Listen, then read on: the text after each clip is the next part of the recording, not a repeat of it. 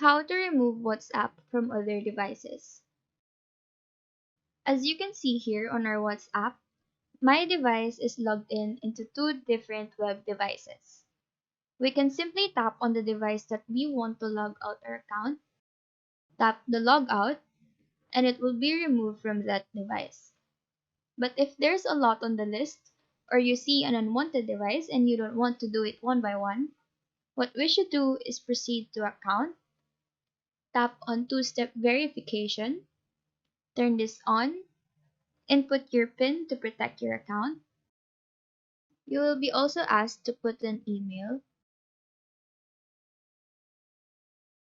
and after setting this up, your account login on other devices will be asked for this new PIN or password so that people won't have access to your account on unwanted devices without the PIN. And that is how you remove WhatsApp from other devices. Do let us know if this video helped you out, and if you have any questions, feel free to drop them down below. Thank you for watching and have a great day.